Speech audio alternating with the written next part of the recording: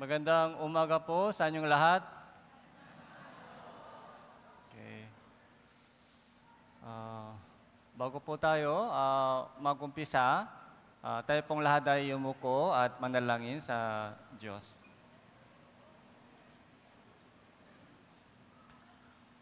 Banal at mahabaging Diyos namin na lumikha sa mundong ito at namamahala sa buong salibutan hanggang sa oras na ito.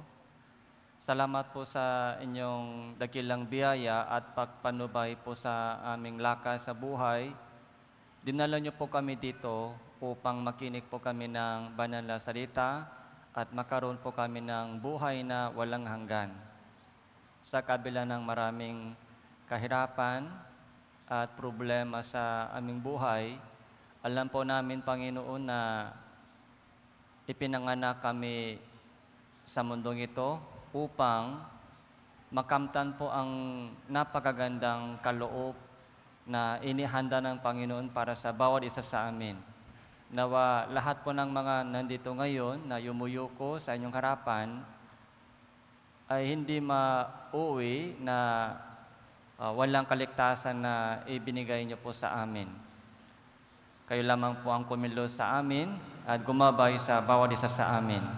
Ito po yung aming panalangin sa pangalan ng Panginoon Hesus Kristo. Amen. So,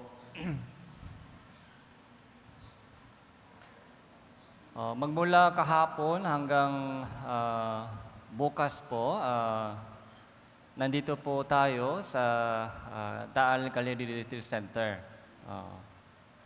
So, karamihan po ng mga imbitahan po dito, ay akala po ninyo na magandang resort tayo.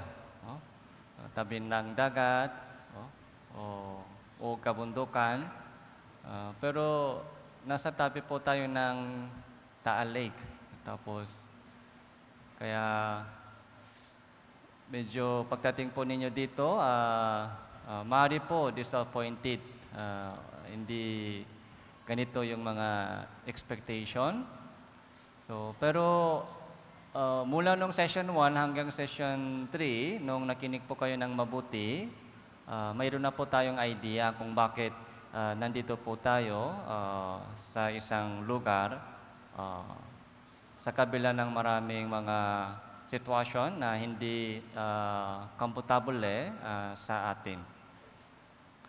So, yung ating gawain po ito ay hindi para sa ating katawan, kundi para sa ating spirito.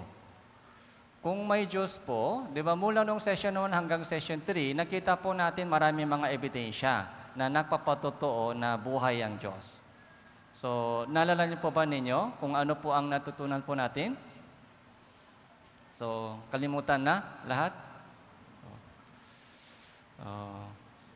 Kung makinig po kayo ng mabuti, sasabihin ko sa mga food ministry team na bibigyan kayo ng pagkain. Pero kung inaanto, kalahati lang. Tapos kung wala dito, nasa labas, wala. Kaya nakikiusap, sana po makinig po tayo ng mabuti. So kung buhay ang Diyos, meron po tayong tanong. Kung meron po tayong tanong sa buhay po natin, may pag-asa. So, meron po ba kayong tanong sa buhay ninyo? So, bakit ganito yung buhay ko? Bakit ipinanganak ako sa mundong ito? Dahil yung ating buhay, hindi po galing sa ating choice. Ito po yung ayon po sa desisyon ng ating mga magulang, ipinanganak tayo dito. Hindi po ito, yung buhay po natin ay hindi galing sa ating sariling plano. So, ipinanganak na tayo dito. Tapos, kapag masaya po yung buhay po natin, wala pong problema, so parang nag-enjoy po tayo sa buhay. Pero pagdating po sa mga problema sa buhay, sakit, mga pinansyal, problema, yung trabaho, kailangan mag-aral, So, nahirapan po tayo sa pag-aaral, nahirapan po tayo sa trabaho. Alam po natin kung walang trabaho, walang pagkain, kaya walang magagawa. Kailangan tapusin yung pag-aaral. Kailangan mag-apply po tayo sa trabaho. Okay? Kailangan magpalaki ng mag-alaga ng mga pamilya, anak. Okay? Marami po tayong katungkulan sa buhay. Tapos yung takbo ng buhay po natin ay hindi ayon sa ating plano. Minsan, disgrasya, problema na hindi po natin inaasahan ay nangyayari. So, pagdating po natin sa ganong mga kahirapan sa buhay, automatic, lumalabas po sa ating puso yung tanong, bakit ganito yung buhay ko? Okay? Bakit parang ako lang nahirapan sa buhay? Lahat ng mga problema parang nasa akin. Yung asawa ko ay lasinggero, lagi nag-inom ng alak. Yung mga bata ay lagi pasaway, ayaw makinig, lagi nasa cellphone lang. Tapos minsan yung mga kabataan dito, binubuli kayo ng yung kaklase mo. Tapos meron din po tayong complaint sa ating mga pamilya, bakit ganito yung magulang, bakit ganito yung mga pamilya. So, meron po tayong lahat ganong mga tanong sa buhay. Kung meron po kayong tanong, so mabuti po kayo pumunta dito. So, meron po tayong sagot sa Biblia. Kung sincere po tayo sa ating question, masasagot po lahat po ng mga tanong mo sa puso. So, kung makinig po kayo ng mabuti hanggang bukas. Pero kung kung wala po tayong tanong sa question sa buhay, kung walang question, yun po ang problema. Kung walang question sa buhay, yun po yung problema. Sana po, bago matapos itong summer retreat, so isipin po natin mabuti, kung ano ba ang problema ko, kung ano ba ang question ko sa buhay. So, ano ang layunin sa buhay ko? Saan ako galing? Pagkatapos ng mamatay, saan ako patungo? So, Lucas chapter 5, verse 31 hanggang 33. Basahin po natin ito ng sabay-sabay. 3, 2, 1. Sumagot si Jesus sa kanila, ang malulusok ay hindi nangailangan ng manggagamot, kundi ang mga may sakit. Hindi ako pumarito upang tawagin ang mga matuwid, kundi ang mga makasalanan tungo sa pagsisisi. So, panoorin po natin isang video clip para gising tayo. Okay? Para magkaalaman na, ipinasuri na rin ang aming team ang mga bato. Para magkaalaman na, ipinasuri na rin ang aming team ang mga bato kay Jewel Crisostomo, gemologist na may 5 diploma sa Gemological Institute of America.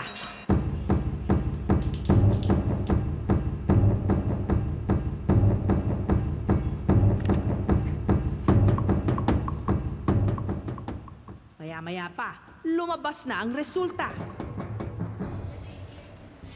Ang inaakalang pink diamond sa singsing ni Fed na inaasahan niyang 4 million pesos ang halaga. Ang ating resulta po sa gem identification ay isa po itong glass po. Ordinary din po kasi yung glass, ginagamit po siya sa mga imitation and jewelry. Usually po talaga, wala rin value po yung glass. Magkano yung expected value? 4 million pesos. O sana meron tayong ganitong isang bato. Pero yung actual na value, magkano? 0. Isang glass lang. Kaya peke po yan, peke. Mali po yung expectation.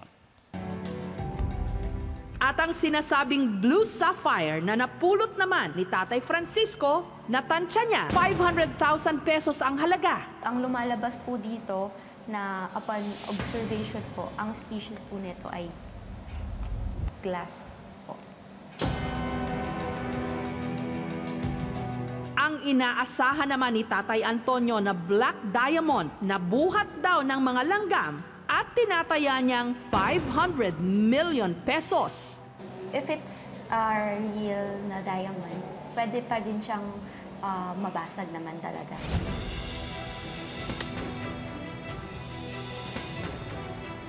Pero kasi ang diamond is the hardest stone. So hindi siya pwedeng ma-scratch. And then upon dun sa observation po natin ng surface po niya, marami siyang flow marks. So ang species po niya is glass po. Masaya sila? Akala po nila, swerte. Nakuha po nila yung mga mamahaling bato, okay, sapphire. Pero yung totoong value ay zero, yung glass lang. So, ito po yung nangyari sa ating buhay. Okay? Akala po natin, yung buhay natin sa mundong ito, buhay natin sa ibabaw ng lupa ay mahalaga. Okay? Kaya dito po tayo nag-invest. Nag-aaral po tayo para sa mundong ito. Para sa buhay, nagtatrabaho po tayo para sa buhay natin sa lupang ito.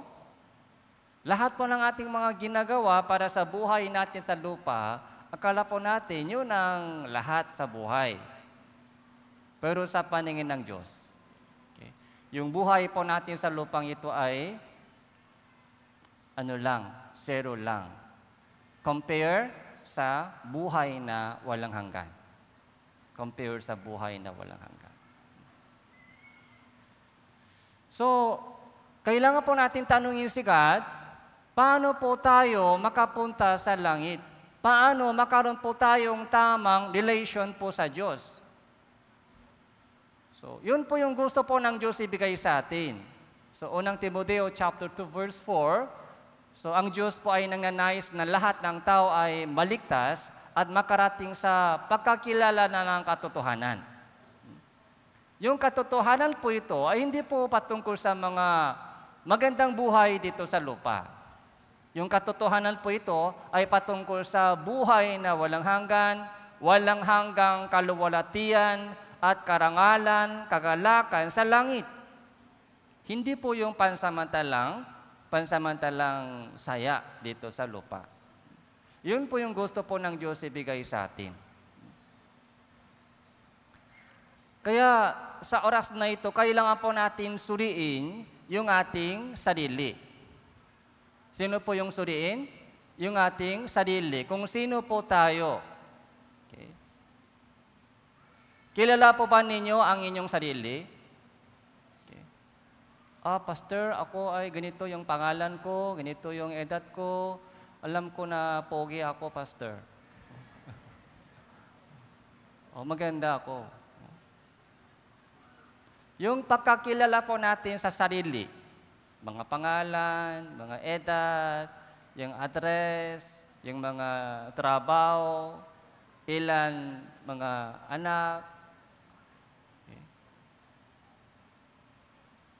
Kahit akala po natin na kilala po natin yung ating sarili, pero ayon po sa Biblia, sabi po dito, si Jesus ay pamarito upang tawagin yung mga may sakit. Upang tawagin yung mga makasalanan. Hindi upang tawagin yung mga malulusok. Pero akala po ng maraming tao ay hindi sila may sakit. Walang sakit. So, ipapaliwanag ko po dito.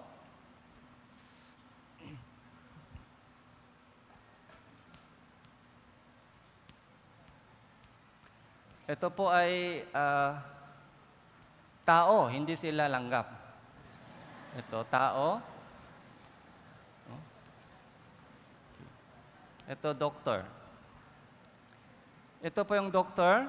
Ito po yung pasyente, A and B. Meron po silang cancer. Okay. Meron po silang cancer. Okay. Yung A, so alam niya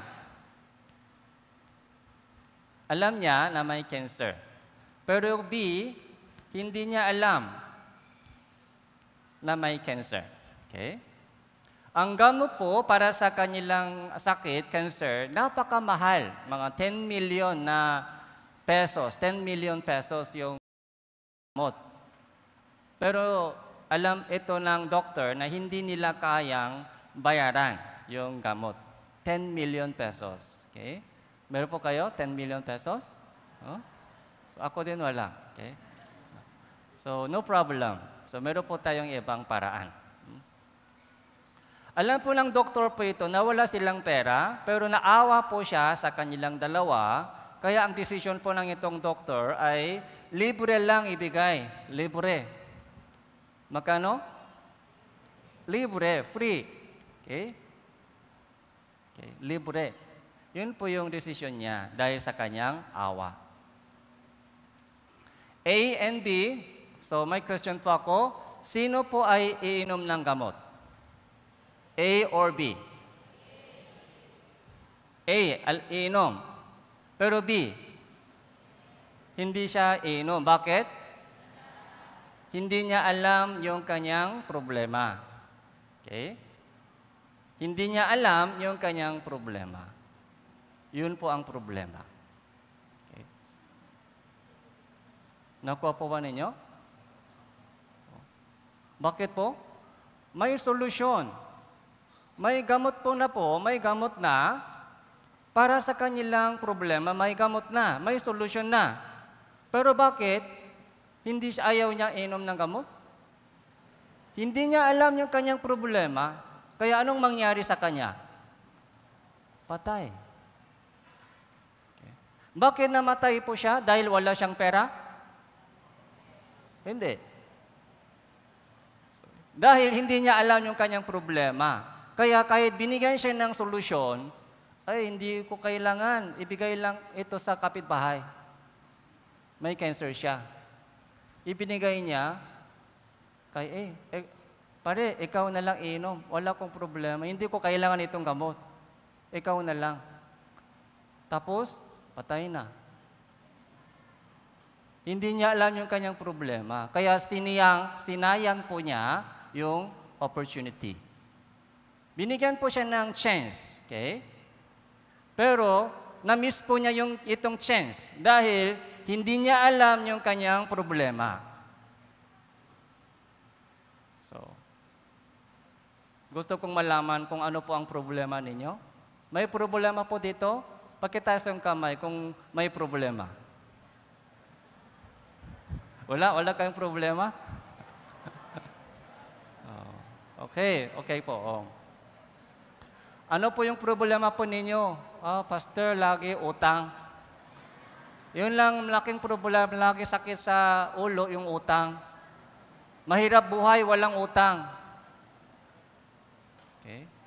Malaking gastos. Konti lang trabaho, mahirap makuha yung trabaho. Yung problema ko ay pasaway na anak. Matigas yung ulo.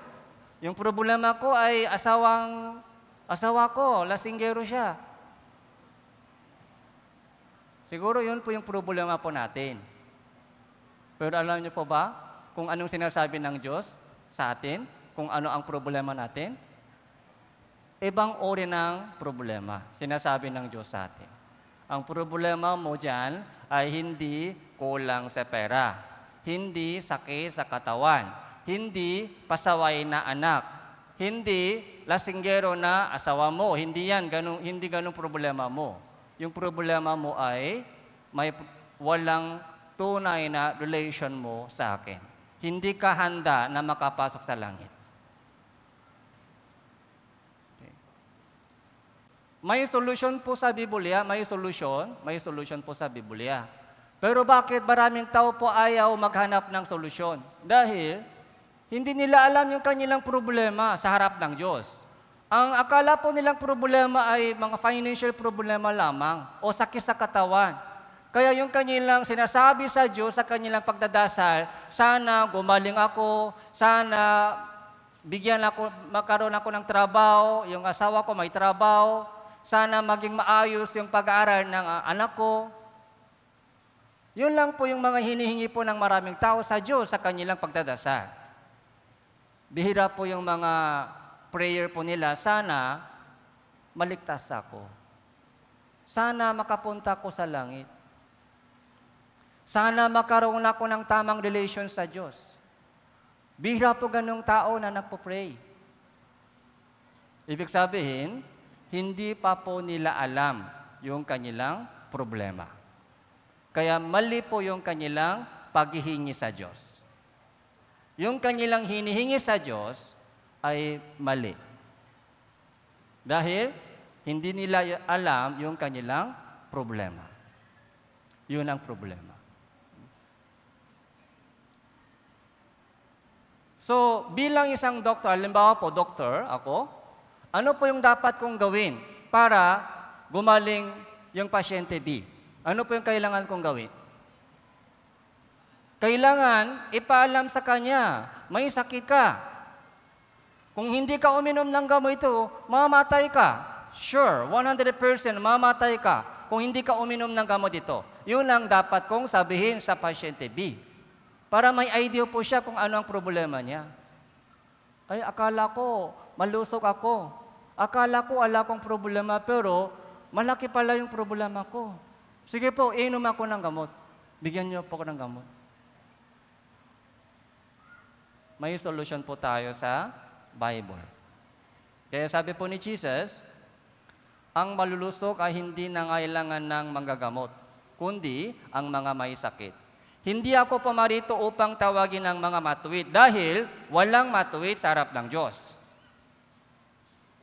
Pumarito si Jesus sa mundong ito upang tawagin yung mga makasalanan.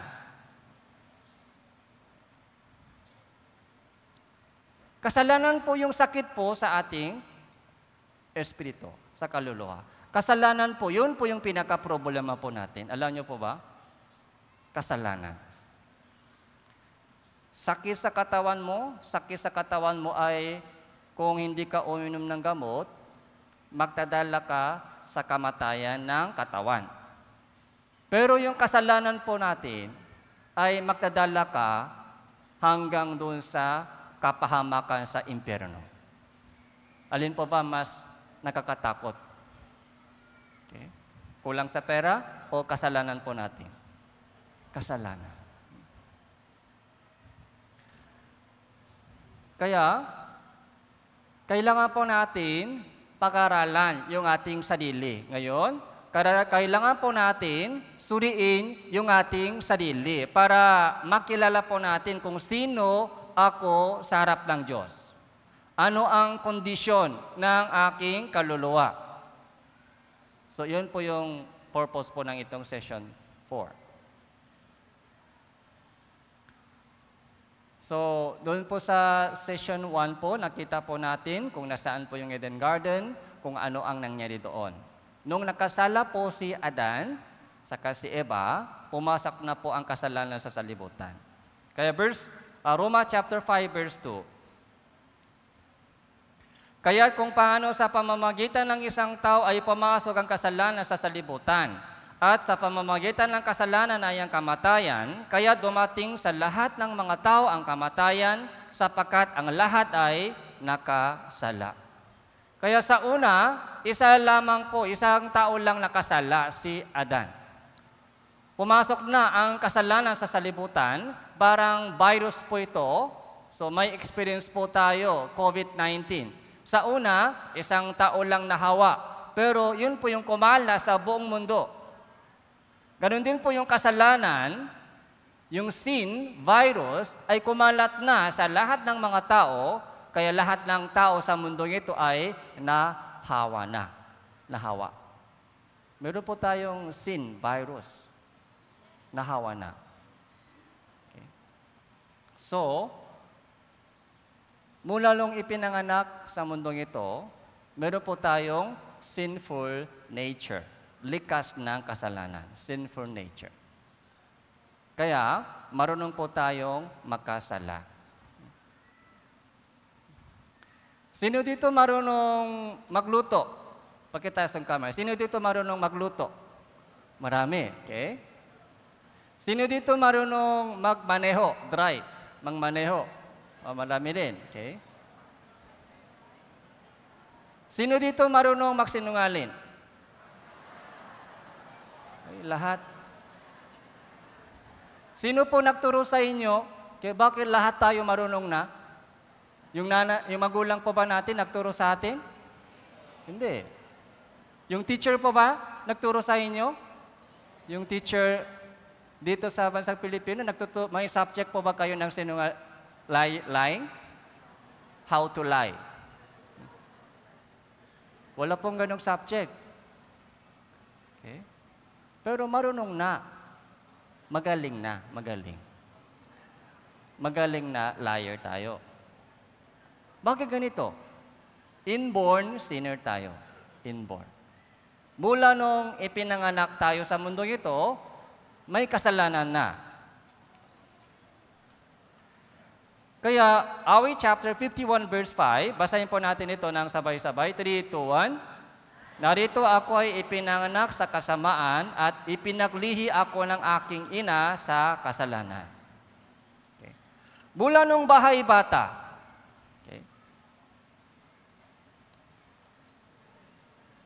punong-puno na po yung mga posibilidad ng makasala. Pero nung baby pa, hindi pa ito lumalabas. Pero nandyan na po yung mga nature.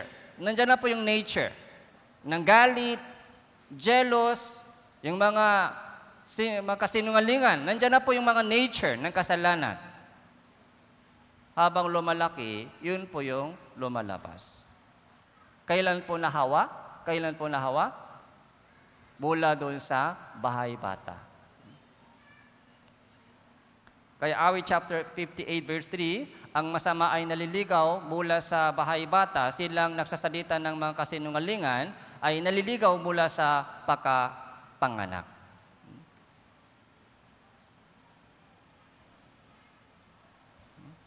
Tingnan po natin.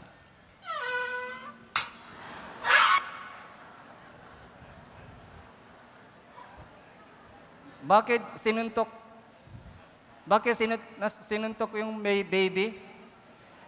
Dahil inggit. Jealous. Nung siya lang nag-isa, wala po. Hindi po lumalabas yung jealous. Pero, nung ipinanganak na yung bunso, yung mga pagmamahal ng magulang, mama, papa, ay lagi nasa kanya. Kaya parang hindi siya pinapapansin. Kaya, sinuntok ka. Ayoko sa'yo.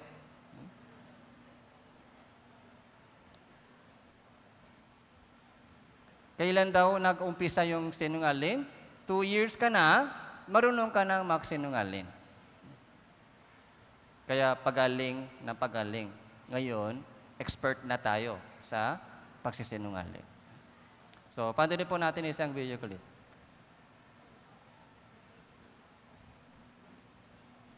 We're setting up an experiment with the help of ex-CIA investigator Barry McManus.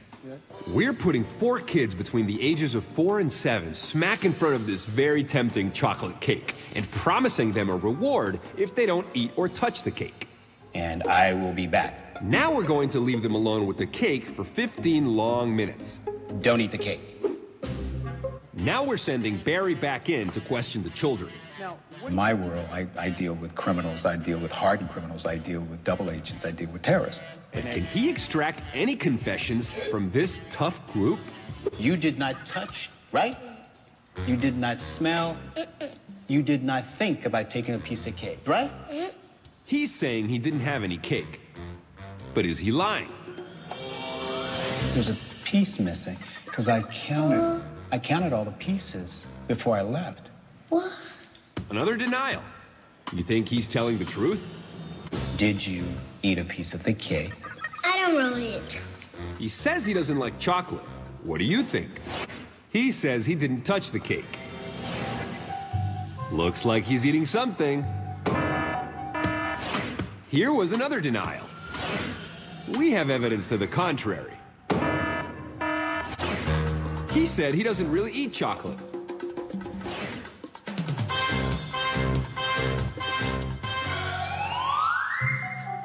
Tidying up the crime scene? Lying is a sign. Anong binubura? Okay. Binubunas niya. Nahulog ng tsokolate para hindi makita. Yun po yung ugali. Okay? Ito po yung ugali ng tao. Hindi po natin maiwasan ganitong mga kasalanan. Okay? Kaya ang mahalaga po ngayon sa itong session ay pag-aamin. Ano po? Pag-aamin. Aminado po tayo. Kahit nakakasakit marinig, kahit nakakasakit aminin. So, yun po yung katotohanan. Truth hurts. Truth hurts. Kailangan po natin aminin kung ano mang sinasabi ng Biblia. Kapag tago-tago lang, tapos tumatanggi, hindi ako ganun. Yung ibang tao, grabe, mas grabe sila. Okay? Huwag po natin compare yung ating sarili sa kapitbahay mo. Maaari po mas grabe sila sa inyo. Pero, yun ang problema nila sa harapan ng Diyos. Hindi po yan problema mo. John chapter 8 verse 44, kayo ay bula sa inyong amang diabolo. Grabe yung sabi ni Jesus, yung ama mo ay diabolo. Ganito po yung sabi po ni Jesus Cristo, ama mo ay diabolo. Kaya nais ninyong gawin ay ang kagustuhan ng inyong ama. Siya ay isang mamatay tao, buhat pa sa simula, hindi naninindigan sa katotohanan, sapagkat walang katotohanan sa kanya. Kapag siya ay nagsasalita ng kasinungalingan, siya ay nagsasalita ayon sa kanyang sariling likas. Sapagkat siya ay isang sinungalin, ama ng kasinungalingan. Yung ating nature, yung ating sinful nature ay galing sa ninuno. Pag natatrace po natin, tinitrace po natin yung ating sinful nature, darating po tayo hanggang kay Adan. Okay?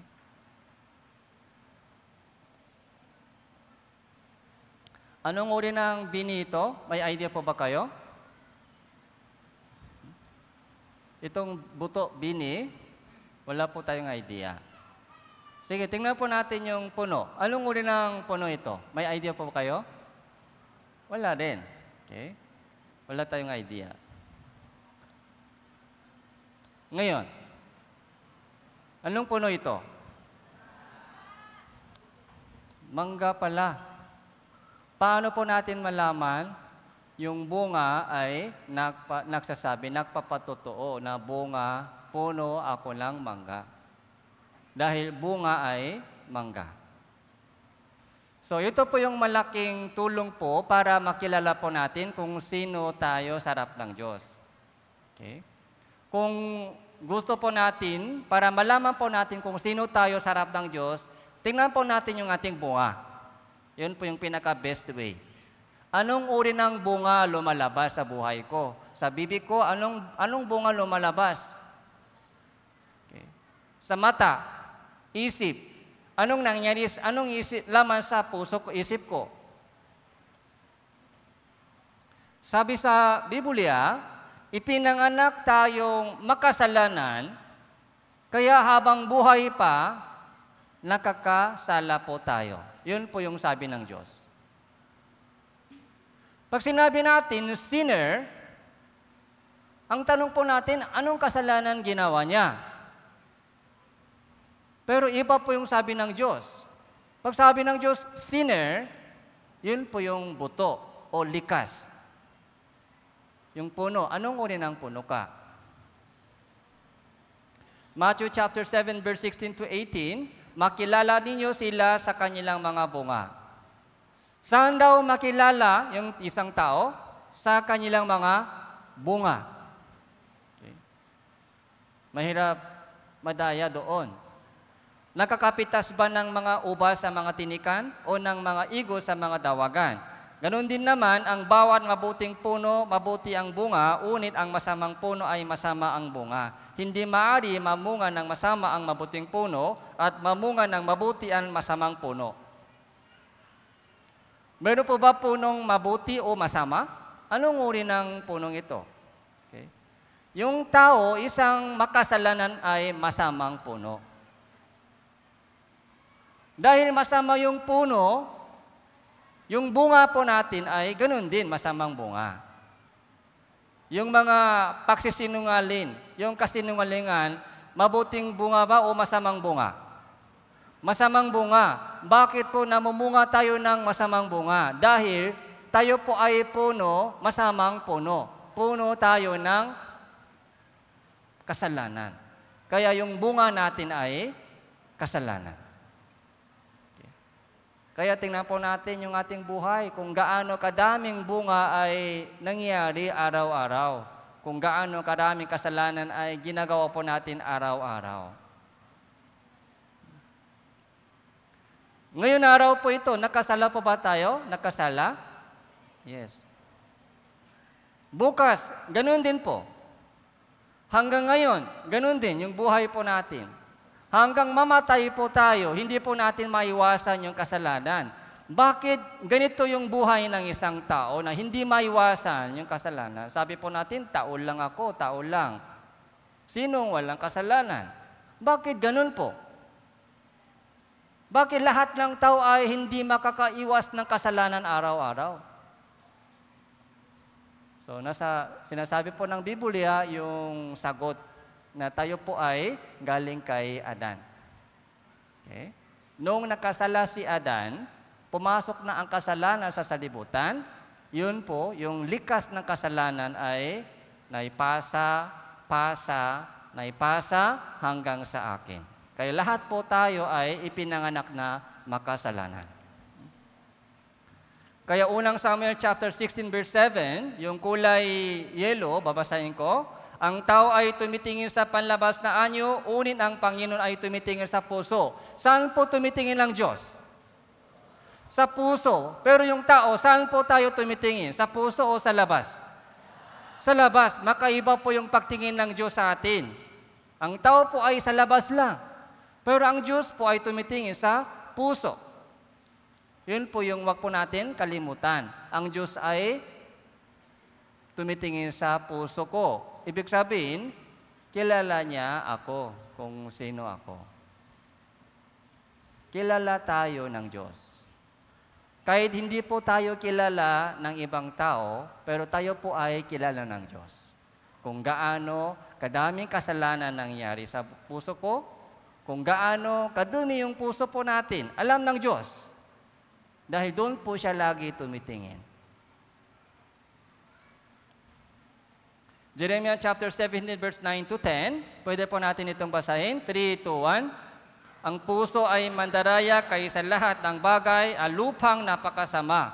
Sinong makakaunawa nito? Akong Panginoon ay sumisiyasat ng pag-iisip at sumusubok ng puso upang ibigay sa lahat ang ayon sa kanilang mga lakat, ayon sa bunga ng kanyang mga gawa. Sa mata ng Diyos, ang pinakamaruming bagay sa mundong ito ay hindi po tayo ng aso. Okay? Hindi po yung mga bulok na pagkain. Yung pinakamaruming bagay sa mata ng Diyos ay puso ng tao. Puso ay marumi. Mandaraya, kaya sa lahat ng bagay, lupang napakasama. Marcos chapter 7 verse 21 to 23. Babasahin ko po. Sapagkat mula sa loob, mula sa puso ng tao, lumalabas ang masasamang pag-isip, pagkikiapit, pagnanakaw, pagpaslang, pangangalunya, kasakiman, kasamaan, pandaraya, kahalayan, pagkainggit, paninirang puri, kapalaluan at kahangalan. Ang lahat ng masasamang bagay na ito ay sa loob lang mumula at nakapagpaparumi sa tao. Ito po yung resulta ng X-ray. Okay? X-ray. Kapag may sakit po tayo, pupunta po tayo sa ospital kung may sakit. So, ano po yung gagawin po natin sa ospital? Anong ginagawa natin sa ospital? Maoperahan agad? O check up muna, check up. So, check up muna. Kaya magpa-X-ray, mga ultrasound. Pag may sakit sa ulo, mga scan, CT scan, kailangan. Check up muna. Tapos, Pagkatapos ng check-up, ano po yung hinihintay po natin? Resulta, mga findings. Ano ba yung findings? Depende po sa findings, iba-iba po yung gamot. Tama po? Kung kung normal lahat, kailangan pa uminom ng gamot? Hindi na. Ay, mahilig sa inom ng gamot. Pag may findings po, ay mga cancer, so naghahanap po tayo ng gamot pang cancer. Ito po, Marcos chapter 7 verse 21, ito po yung resulta ng X-ray sa ating puso. Ano po yung findings ng check-up natin? Mayroon po ba mabuting bagay? Doon po sa Bible, nakikita ba natin yung mga kabutihan sa resulta o puro kasalanan lang? Puro kasalanan lang. Puro masamang bagay lang nasa ating puso. Tandaan po natin, ang Diyos po ay tumitingin sa ating puso. Kaya, lahat po ng mga masasamang bagay na ito ay tinitingnan ng Diyos araw-araw sa atin. Ano lang? Sa puso lang.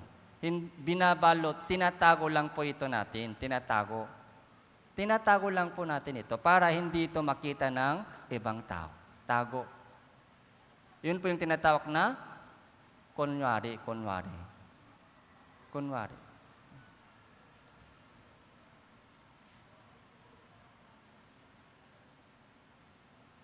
Kaya yung ating maruming puso, yung ating masamang puso, nakakahiya po ito.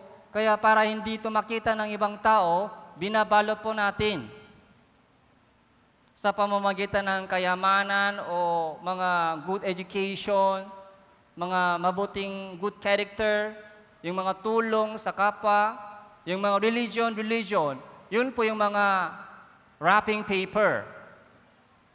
Yun po yung balot na ginagamit po natin para hindi makita ito ng ibang mga tao. Kaya sabi po nila, ay mabait siya, mabait. Pero ganun din po sinasabi ng Diyos. Kapitbahay mo nagsasabi, mabait ka, pero anong sinasabi ng Diyos? Kunwari ka, kunwari. Sa puso mo, doon ako tumitingin araw-araw. May galit ka sa puso. May tampok ka sa puso. May inggit ka sa puso. Yun po yung tinitingnan ng Diyos araw-araw.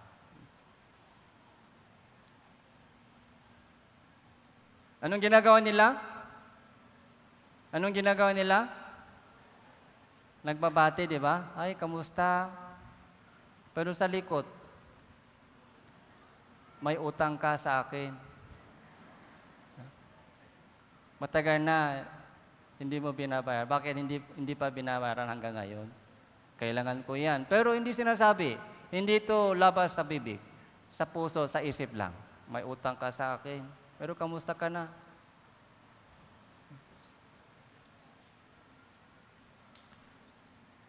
So, ang Diyos po ay tumitingin sa ating puso.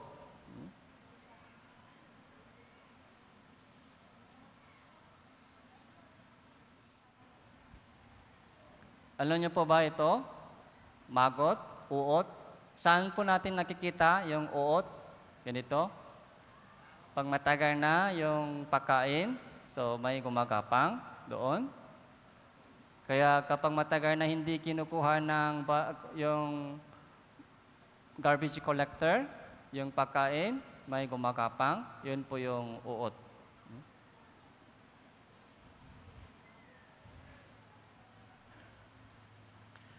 Yung mga sa pagkain po, meron po tayong pagkain. Okay? Isang uot po ay nag-jump doon. May kasama yung uot sa ulam. Kakain pa ba kayo? Kakain o hindi? Isang piraso lang. Isang piraso lang kasama doon sa ulap. Pwede tanggal tapos kain pa? Ay, hindi na, ayaw. Okay. Ganon difference. Ganon yung mga pananaw ng Diyos sa atin. Pero yung uot po ito,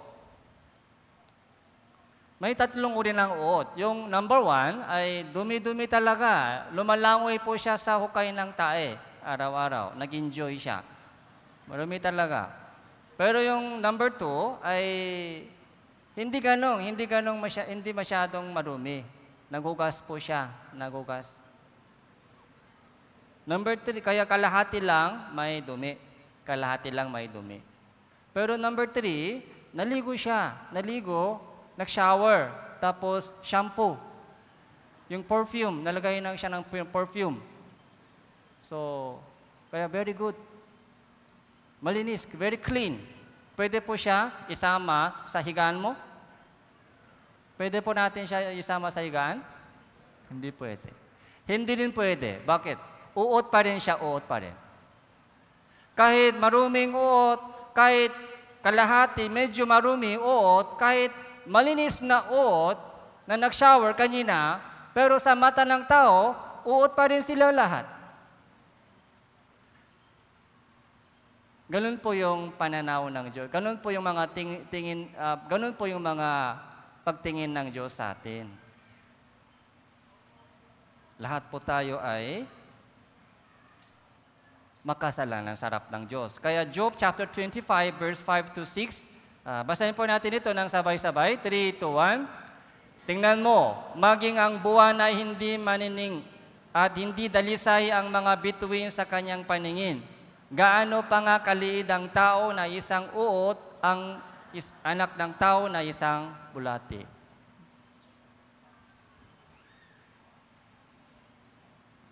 Sa mata ng Diyos, yung buwan o bituin ay hindi dalisay. Madumi pa rin. Sa mata po natin, di ba kagabi nakita nyo po yung mga full moon? Magandang full moon. Saka yung mga between stars. Maganda sa mata po natin, pero sa mata ng Diyos, hindi dalisay, hindi malinis. Gaano pa ang tao sa harap ng Diyos? Gaano pa kadumi ang tao sa harap ng Diyos? Sabi niya, isang uot. Isang uot. Ito po yung medyo nasasaktan po tayo sa ganitong mga verse. Sabi naman ng Diyos, ako daw uot. Bulati daw ako, bulati. Bakit ganon yung sabi ng Diyos? Bulati daw ako, bulati.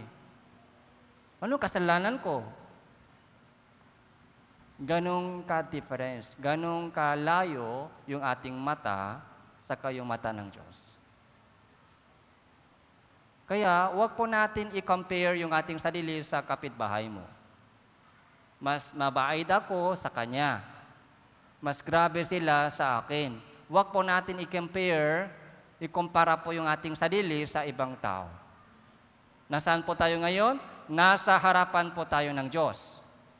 Yung mata ng Diyos ay dalisay talaga. Kahit konting dumi, agad-agad niya napapansin. Okay. Nasa harapan po tayo ng Diyos. Yung kabanalan po ng Diyos. Banal po siya, banal. Saka yung ating kalagayan ay napakalayo. Napakalayo. Kaya, ang mahalaga po ngayon ay pamantayan ng Diyos. Pamantayan ng Diyos. Hindi po yung mga pamantayan ng tao. Okay? O hindi po yung buhay ng ibang tao. Hindi po yun yung mga pamantayan po natin. Yung pamantayan po natin ay ang Diyos. Para makita po natin, para makilala po natin yung ating sarili.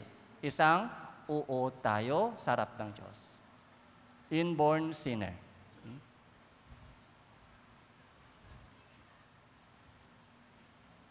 Masamang tao.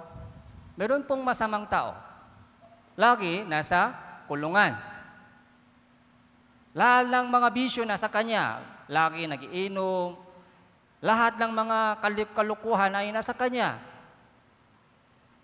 Lasinggero, babaero, sabungero. Saan siya pupunta? Sabi natin, imperno, masama talaga. Meron din po yung mga tao, mabait. Alam po natin kung sino-sino yung mabait sa pamilya po ninyo, mabait siya. Yung mga mababait na tao, saan pupunta? Alam natin, akala po natin, sa langit sila dahil mabait sila. Kayo, 50-50. Okay? Minsan, masama. Minsan, nakakasala. Kasi tao lang tayo. Minsan, nakakamali. Pero minsan, tumutulong ako sa pamilya ko, sa mga kapitbahay. 50-50. Medyo mabait, medyo masama. Saan pupunta ganitong tao? Katulad po natin, ordinaryong tao, mga 50-50. Saan pupunta tayo? Kalahati? Kalahati sa langit? Kalahati sa impyerno? I-divide natin, dihakin. Doon po, nalilito, maraming tao. Kasi po yung turo ng maraming religion, pagtuturo po ng mga maraming religion po ay, gumawa ka ng mabuti, sa langit ka pupunta. Pag gumawa ka ng masama, impyerno ka pupunta. Yun po yung pagtuturo ng maraming religion. Pag gumawa ka ng kasalanan, humingi ka ng tawad. Mangumpisal ka, humingi ka ng tawad. Mapapatawad ng Diyos ang kasalanan mo. Yun po yung alam po natin paraan na mapatawad yung ating kasalanan. Pero iba po. Iba po yung sinasabi sa Biblia. Sa harap ng Diyos, lahat po ay sinner. Wala pong kalahati, wala pong 50-50. Lahat po ng kasalanan, lahat po ng mga tao ay ipanganak na makasalanan, parang uot tayo sa harap ng Diyos. Kahit mabait man tayo, sa tingin ng Diyos, mabait na uot. Mabait na uot pa rin sa harap ng Diyos. Ayaw ng Diyos, isama tayo sa langit. Kailangan maipanganak na muli. John 3 verse 3, sabi ni Jesus, katotohanan, katotohanan sinasabi ko sa iyo, malibang ang isang tao ipanganak na muli, hindi niya makikita ang kaharian ng Diyos. Hindi po yung religion, born again, religion yan, Katoliko ako, hindi po ganun. Sabi ni Jesus, katotohanan yan, katotohanan, na dapat mangyari sa lahat ng tao. Lahat ng tao sa mundong ito ay dapat ipanganak na muli. Ma-born again dapat. Kung hindi, hindi niya makikita ang kaharian ng Diyos. Bilang isang oo tayo sa harap ng Diyos, paano makakapasok sa langit? Kaya nakikita po natin yung mga illustration sa nature. Yung isang kumagapang na uod ay nagiging butterfly. Magandang butterfly. Okay? Transformation. Mga glorification. Yun po yung mangyari sa lahat po ng mga taong ligtas.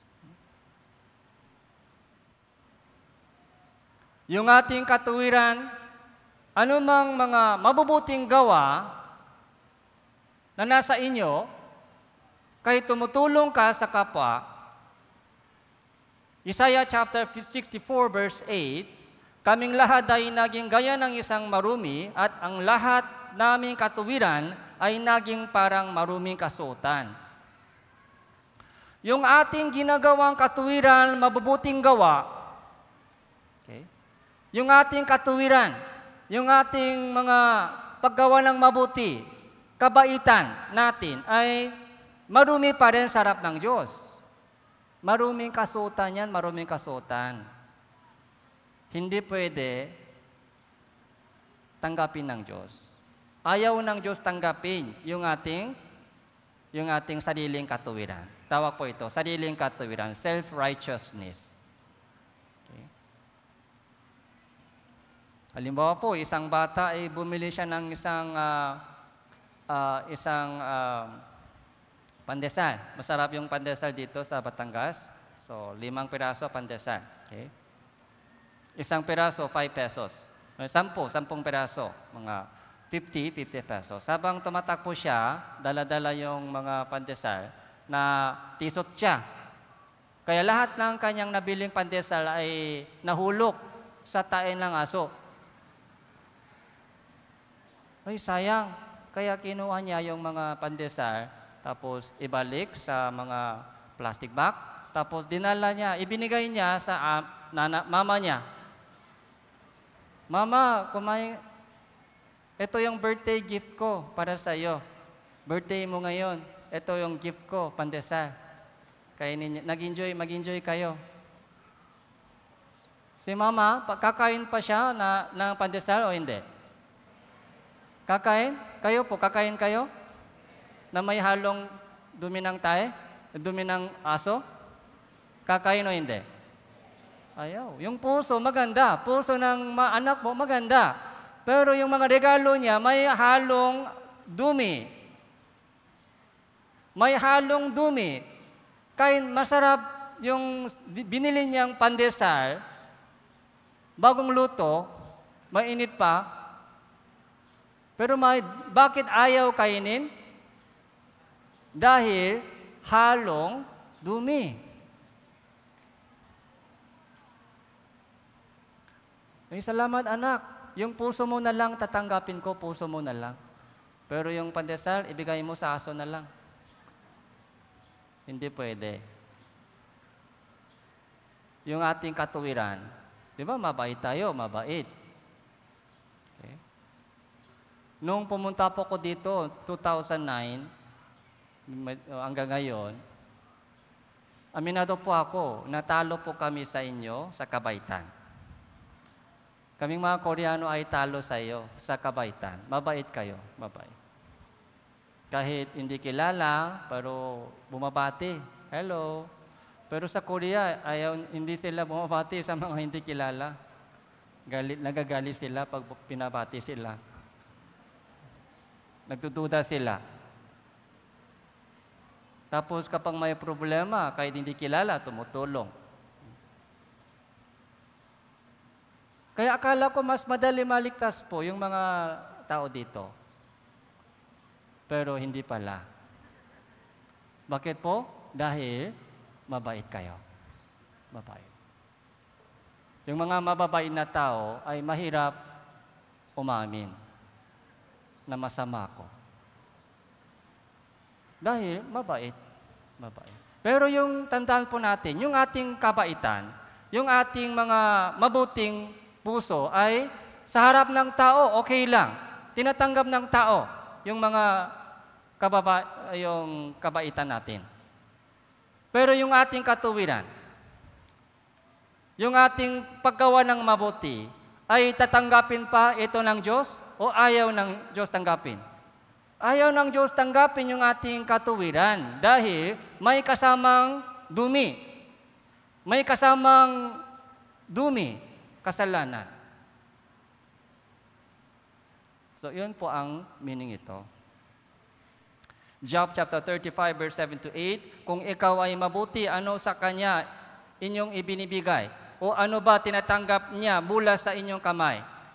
Ang inyong kasamaan ay nakakapinsala sa ibang gaya mo. At ang inyong katuwiran ay sa ibang mga tao gaya mo. Ang katuwiran mo, yung kasamaan mo ay magbibigay impekto sa ibang tao lang. Pero ayaw ng Diyos tanggapin yung ating katuwiran. Kaya kapag isang tao ay gumawa ng mabuti at makakapunta sa langit, mali po yung ganung mga doktrina, ganung teaching. Dahil sa harap ng Diyos, walang mabait, walang mabuti sa harap ng Diyos.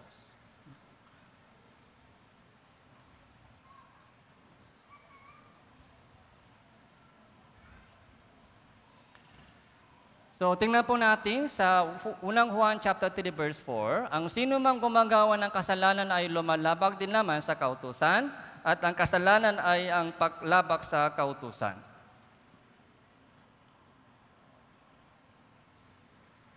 Sinabi ko sa inyo, para makilala po natin yung ating sarili, So, kailangan pamantayan. Kailangan po yung pamantayan ng Diyos, batas ng Diyos. Yun po yung kailangan po natin malaman. Di ba, batas ng mundong ito, alam po natin, di ba? Batas ng Pilipinas. So, bawal magtapon ng basura dito. May batas po, di ba? Bawal magtapon ng basura dito. Sa baba po, may sulat. Magkano po yung multa dito? Magkano po yung multa? 500 o 6 months pakakulong. Yun po yung parusa. Sa lahat ng batas, may parusa. Pag malaking kasalanan, malaking parusa. Pag maliit kasalanan, maliit din yung parusa. So yun po yung pamantayan. Bawal magtapon ng basura dito, papatayin kita. Meron po ba ganun? So takot na. Huh? Pag malaki yung parusa, takot po tayo. Uy, baka babaril nila ako. Kaya ang sulat lang sa pader, yung nagtatapon ng basura dito ay sira yung ulo. Ganun lang sulat. Yung pamantayan ng Diyos, yun po yung pag-aralan po natin para may idea po tayo kung gaano kahigpit ang batas ng Diyos. Kung gaano kahigpit ang batas ng Diyos, yun po yung kailangan po natin malaman. So, Exodus chapter 20, may 10 utos, 10 commandments sa Exodus chapter 20. Yun po yung mga batas ng Diyos, pamantayan ng Diyos. Pumarap po tayo doon, haharap po tayo dito para malaman po natin kung anong kasalanan ginagawa po natin. Number 1, huwag kang makakaroon ng ibang Diyos sa harap ko. Ito po yung number 1. Okay. Huwag kang makakaroon ng ibang Diyos sa harap ko. Okay. Ang tunay na Diyos ay dapat isa lang. Tama po? Dapat isa lang po yung tunay na Diyos. Siya po yung lumikha sa buong mundong ito. Ang tunay na Diyos, siya po yung namamahala sa buong salibutan hanggang ngayon. Dapat isa lang siya. Pero sa ngayon, maraming mga Diyos-Diyosan. Maraming mga ribulto ginagawa ng tao. Maraming Diyos-Diyosan. Ang Diyos po ay, kung siya po yung tunay na Diyos, dapat siya po yung number 1. Sa buhay ko, dapat unahin po natin siya. Sa lahat ng ating ginagawa, dapat unahin po natin siya. Yun po yung tamang paraan para tuparin po natin number 1. Pero sa ating panahon, Philippians chapter 3 verse 19, ang kanilang tiyan, ang kanilang Diyos, ang kanilang kahihiyan, ang kanilang kapurihan, na nakatuon ng isip sa mga bagay na makalupa. Ano daw yung kanilang Diyos? Tiyan. Ano pong ibig sabihin? Ito po ba yung Diyos natin? Anong pong ibig sabihin? Tiyan ang Diyos. Pagkain. Dito pumapasok sa tiyan. Pagkain. Okay. May tanong po ko sa inyo, kumakain ba tayo para mabuhay? O nabubuhay tayo para kumain? Okay. Sino dito kumakain? Sino dito nabubuhay para kumain? Nabubuhay po ba tayo para kumain? Nabubuhay tayo para mag-lunch mamaya? Pagkatapos ng Diyos, ay mabubuhay pa ako para mag-dinner. May dinner pa. Ay, matutulog ako para kumain, mag-almusal bukas. May breakfast bukas. Sayang. Walang ganung tao. Walang ganung tao. Yung hayop lang hayop, nabubuhay sila para kumain. Hinahanap nila yung pagkain. Pero ang tao po ay kumakain tayo para mabuhay. Kumakain tayo para mabuhay. Ang tanong, para saan po tayo nabubuhay? Okay? Nabubuhay po pa tayo para sa trabaho? Kasi kung walang trabaho, walang pagkain. Parang ganun po. Nabubuhay, maraming tao po ay nabubuhay para sa trabaho, para sa mga pamilya lamang. Kaya sa kanila po, yung number 1 ay trabaho, number 1. Saka yung mga anak, number 1. Yung pamilya, number 1. Ang Diyos po ay number 2, number 3, minsan number 10. Walang oras para sa Diyos.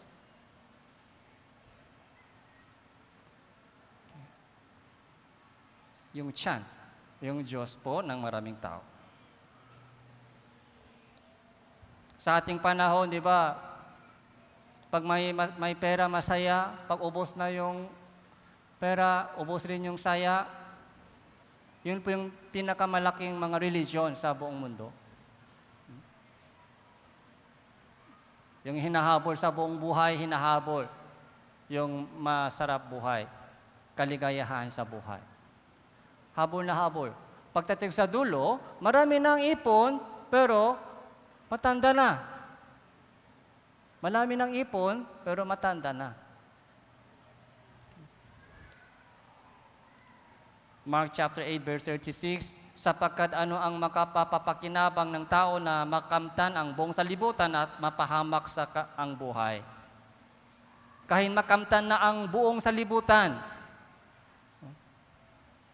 matalino ka, mayaman ka, lahat ng mga magagandang buhay nasa iyo na.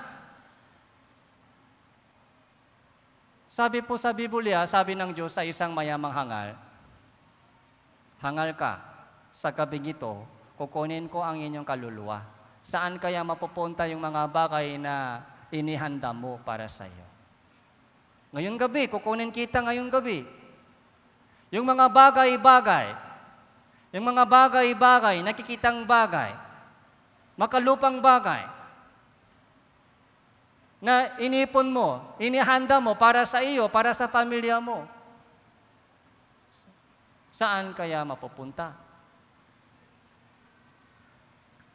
Nagtitipon ka ng kayamanan para sa iyo, pero hindi ka nagtitipon ng kayamanan para sa akin. Hangal. Matthew chapter 10 verse 37, ang umibig sa ama o sa ina ng higit kaysa akin ay hindi karapat-dapat sa akin. Ang umiibig sa anak na lalaki o anak na babae ng higit kaysa akin, hindi karapat-dapat sa akin. Yung magulang sa kayong anak po ay lagi number 1, ang Diyos po ay hindi. Inuuna lagi yung anak, yung mga family. Yung anak po ay galing sa Diyos. Ang Diyos po ay nagbigay ng anak sa atin. Dapat, ibalik po natin yung anak natin sa Diyos. Kailangan natin tulungan silang maligtas, makarating sa katotohanan. Pagdating sa tamang edad po sila, maglilingkod po sila sa Diyos. Yun po yung katungkulan ng magulang.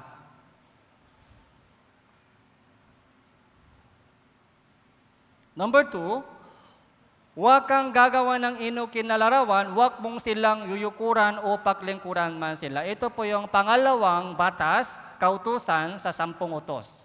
Huwag kang gumawa ng anumang hugis. Anumang nakikitang hugis. Okay. Anumang inukinalarawan, huwag gumawa. Huwag mong silang yukuran. Huwag mong silang pagdadasalan. Ano mang mga nakikitang bagay? Ribulto po ito, ribulto. Ang Diyos po ay Espiritu. 1 chapter 4 verse 24. Ang Diyos ay Espiritu. Hindi po siya nakikita. Walang sino mang nakakita sa Kanya o makakita man sa Kanya. Ang Diyos ay mas madakila kaysa buong salibutan ito. Hindi po siya ilagay po natin sa isang bahay na gawa ng tao. Pero sa ating panahon, Isaiah chapter 44, ang kapintero nag-uunad ng isang pising panukata, kanyang tinatandahan yun ng lapis, kanyang inanyayuhan sa pamamagitan ng mga katam o tinatandahan ng mga kumpas. Hinuhugisan niya ito ayon sa anyo ng tao, ayon sa kagandahan ng tao upang manirahan sa bahay. Gumagawa ng maraming anyo ng tao.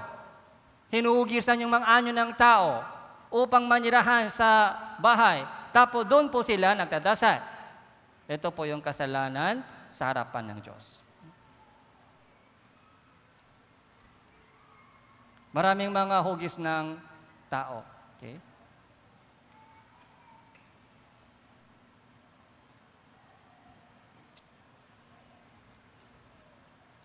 Di ba isang pirasong kahoy, kalahati ay ginagawang Diyos-Diyosan, ginagawang mga hugis ng tao, tapos yung natitirang kalahati ay ginagatong. The same. Yung parehong kahoy po yan. Kalahati ay ginagawang mga hugis ng tao, kalahati ng ginagatong, parehong kahoy po yan, kahoy na lang. Bakit doon sa isang mga hugis ng tao nagdadasal? Saka yung doon sa kabilang kalahati ay panggatong lang ginagamit. Dapat doon sabay-sabay magdasal.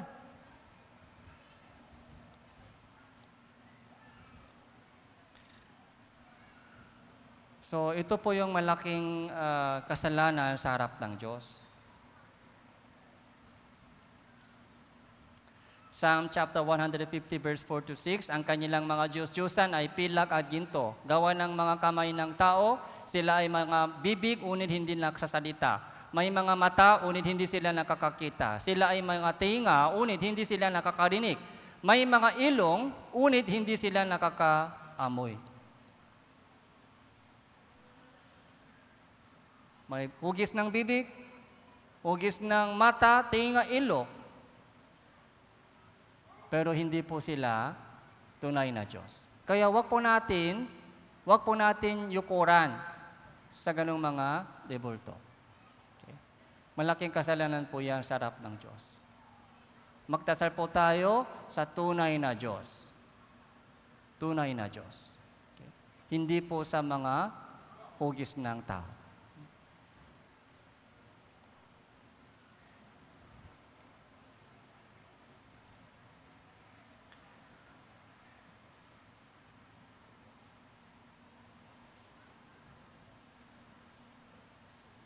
Ito po yung mga 10 utos sa Catholic Church. 10 pa rin po sila, pero isang tinanggal po nila sa Bible. Yung pangalawang utos po, yung nakita po natin kanina, yun po yung tinanggal nila. Bakit po? Dahil yun po yung ginagawa nila. Kaya tinanggal po nila yung pangalawang kautusan, tapos kung gano'n dapat 9 na lang, pero 10 pa rin. Bakit? Yung pinakahuling kautusan ay hinati nila sa 2 para maging 10.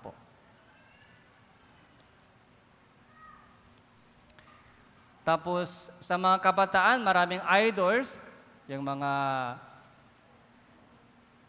singer, yung mga actor, yung mga sports star, mga celebrities. Tawag po sila idols, American Idol. Okay? Who's your idol? Okay. Sino ang inyong idol? Meron po ba kayong idol? Baka meron pong mga picture sa kwarto mo. Na doon po kayo masaya. Idol po yan, idol.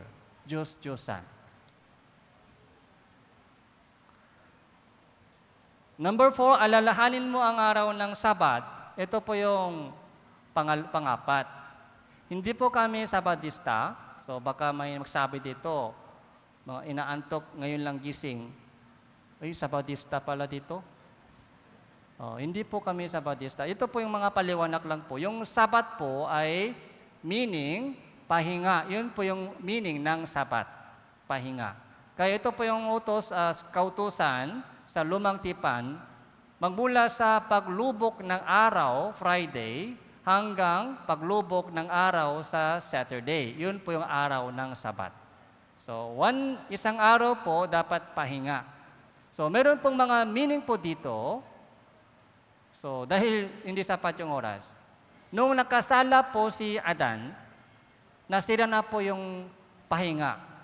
Sa puso ng Diyos, nasira. Wala nang pahinga. Sa puso ng tao, wala rin po yung pahinga. Kaya sa pamamagitan po ng itong pang-apat na utos, ipinapaalam ng Diyos sa atin na kailangan ka bumalik sa pahinga, tunay na pahinga. Paano? Sa pamamagitan ng kaligtasan. So yun po yung mensahe, yun po yung mga lesson po natin sa pangapat na utos. Number 5, igalang mo ang inyong ama at inyong ina. Okay? Number 5, yung pag-ibig ng magulang. Okay? Isipin po natin yung kanilang pag-ibig. Noong bago lang po ako dito sa Philippines, dinala ko po yung mga ilang leaders po ng church namin sa Inasal. Okay? Dinala ko, isinama ko sila sa Inasal. Nag-order po ako ng pecho o paa, PM1, PM2. Pero isang brother ay kanin na lang kinakain kanin. Kanin lang, di ba? Unlimited. Yung rice. Yung rice lang kinakain. Yung mga mismong manok ay hindi kinakain. Kaya nagtanong ako sa kanya, bakit rice lang kinakain mo? Ay, busog na ako. Yung itong mga manok, yung chicken, inasal ay dadalhin ko. Ibibigay ko sa anak ko sa bahay. So, busog pa talaga yung itong brother. Bakit rice lang kinakain? Gusto niya yung ibigay itong mga chicken, okay, sa kanyang anak. So, ganun po yung puso ng magulang. Nung ipinanganak tayo sa mundong ito, isinugo niya sa atin 2 angel na walang pakpak. Sino po sila? Mama at Papa. Dahil sa kanilang sakripisyo, dahil sa kanilang pagod, sa pamamagitan ng kanilang pagod, sa pamamagitan ng kanilang sakripisyo, luha, nandito po tayo. Kung hindi sila nag-sacrifice, wala dito tayo. Bakit nandito po tayo? Dahil sa kanilang sakripisyo. Unconditional. Puro bigay-bigay lang. Tama po? Yung mga meron po ba yung magulang na humihingi ng kapalit? Bayaran mo yung kinain mong rice mula nung baby pa hanggang ngayon. Bayaran mo yung mga ulam ko. Bayaran mo yung mga kanin, isinain ko sa inyo. Lahat ng suot mo, binabayaran mo. Lahat ng tuition fee, bayaran mo. Meron po ba ganong magulang? Wala.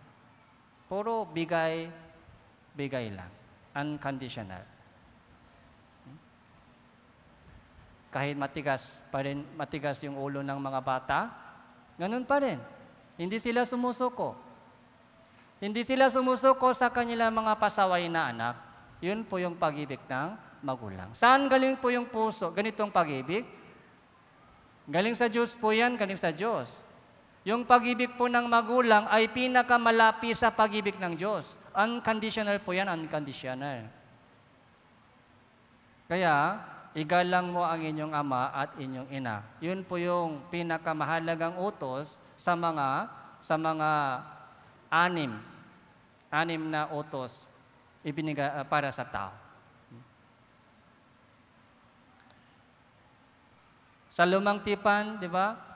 Nakakatakot po yung utos ng Diyos sa lumang tipan, ang manakit sa kanyang ama at sa kanyang ina, papatayin. Ang magmumura sa kanyang ama o sa kanyang ina, papatayin. Napakahigpit po yung batas ng Diyos. Sino mang nagmumura ng magulang ay papatayin, babatuin agad sa lumang tipan. Buti nga po na wala po tayo sa lumang tipan, nasa bagong tipan po tayo. Kaya buhay pa. Kung nasa lumang tipan po tayo, matagal na patay.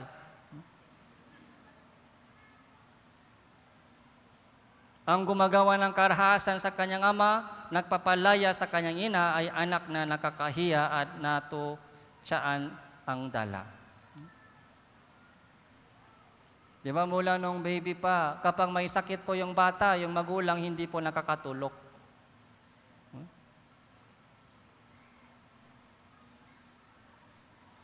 Pero abang lumalaki, pasaway, matigas yung ulo, nagagalit sa mga magulang. Kaya tamang-tama po yung mga lyrics ng yung kantang anak. So, nung isilang ka sa mundong ito, laking tuwa ng magulang mo. Laking tuwa ng magulang mo. Pero kapag malaki ka na, tuwang-tuwang pa rin? Wala nang tuwa. Luha lang, luha. Lumuluha lang. Nung baby pa, ang cute. Masaya. Pero pag mga teenager na, o mga elementary, matigas, lumuluha na yung magulang. Buti nga po, yung anak ito ay nagsisi at bumabalik sa magulang.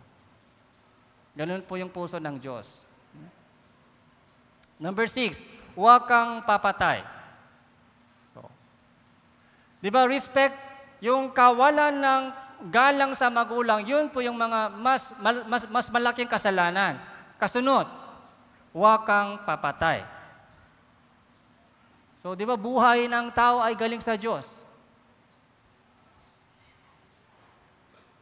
Buhay ng tao, lahat ng buhay galing sa Diyos. Hindi pwede natin ito tanggalin. Napakalaking kasalanan po. Pero 1 John chapter 3 verse 15, basahin po natin ito ng sabay-sabay. 3, 2, 1.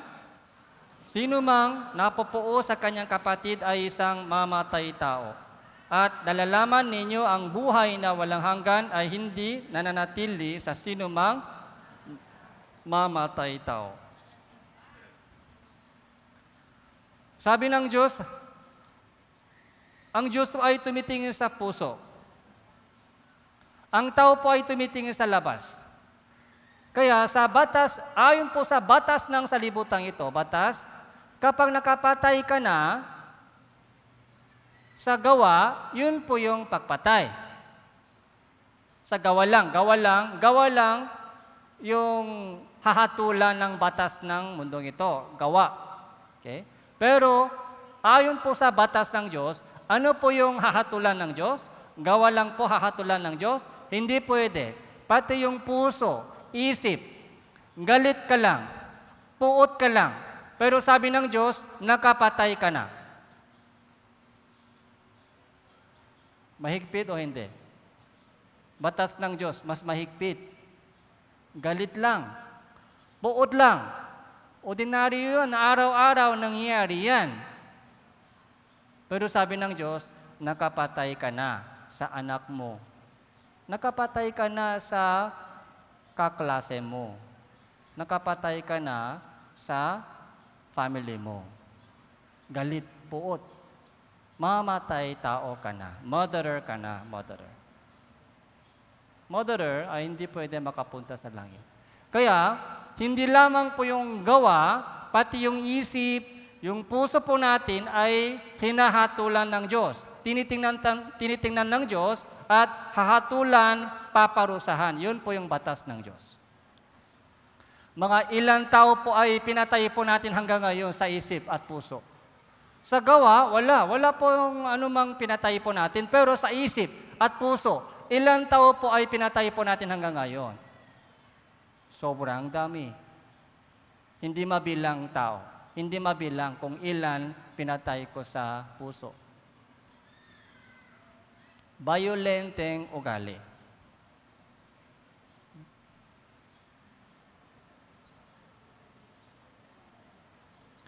Yung dila ay punch. Ibig sabihin, matutulis na salita. Matutulis na salita. Nakakasakit na salita. Yun po yung mga mas malalim yung sugat. Yung sugat sa salita po ay hindi po madaling mapagaling. Matagal po. Mga kutsilyo ay lumalabas sa bibig. Dila. Matutulis na salita. Tingnan po natin sa galit.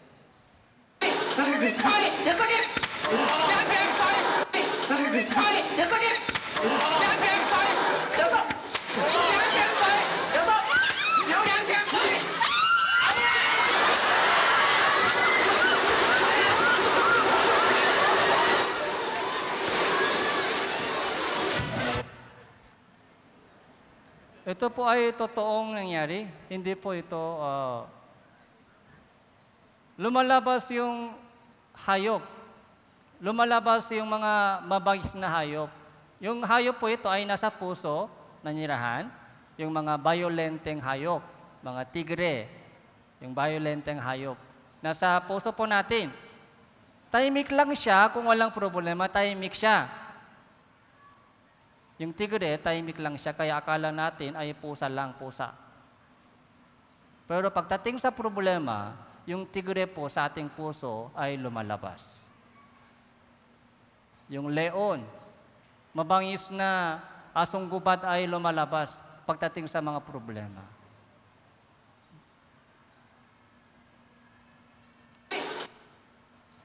Matthew chapter 5 verse 21 hanggang 22. Pwede po natin itong basahin. 3, 2, 1. Narinig ninyo na sinabi sa mga tao noong unang panahon, huwag kang papatay.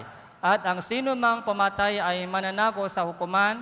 Uni, sinasabi ko sa inyo na ang bawat napupuo sa kanyang kapatid ay mananago sa hukuman. At ang sino mang magsabi sa kanyang kapatid, Raka, ay mananago sa Sanhedrin.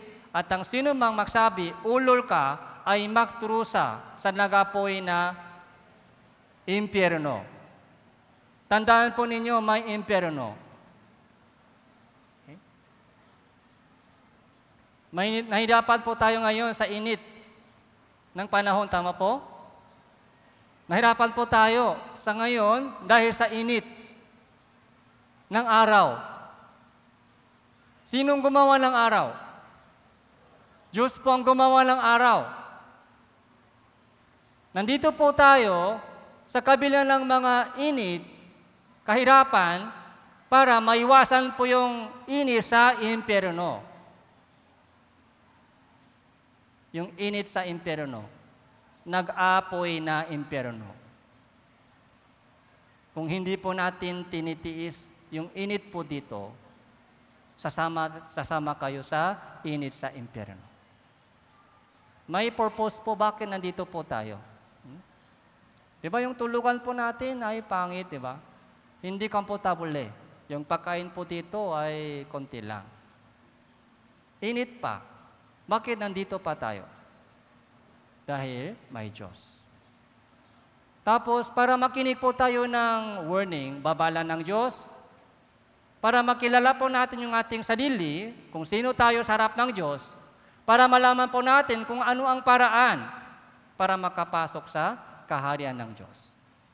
Kung hindi, sasama ka sa impyerno.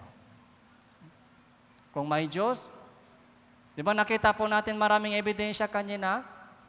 Kung totoo po ang Diyos, kung totoo ang Biblia, meron po tayong big problem. Meron po tayong big problem. Yun po yung kailangan po natin malaman. Bawat napupuo sa kanyang kapatid ay mananago sa hukuman. Yung huwag kang papatay ay nasa lumang tipan, 10 Commandment. Pero ito po yung sinasabi po ni Jesus sa ating lahat ngayon, sino mang napupuo sa kanyang kapatid ay isang mamatay tao. Bawat napupuo sa kanyang kapatid ay mananago sa hukuman. Sino mang magsabi, ulol ka, ulol, tanga ka. Nagkapagsabi po tayo, tanga. So, ano pa po meron dito? Maraming uri ng mga hayop ka. Wala akong idea. Maraming beses narinig, lagi narinig, tanga, tanga, tanga. Ulol, the same meaning. Saan pupunta? Impyerno. Impyerno. Mahigpit po ba ang batas ng Diyos? Mahigpit po ba? Yes. Mas mahigpit po yung batas ng Diyos.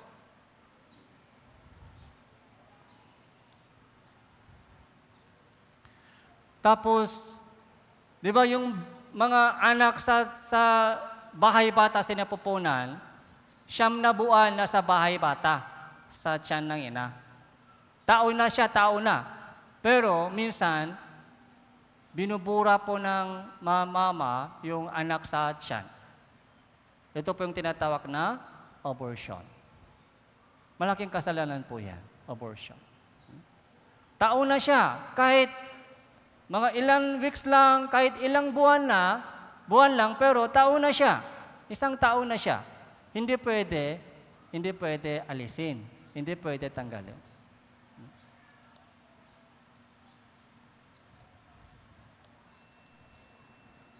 Number 7,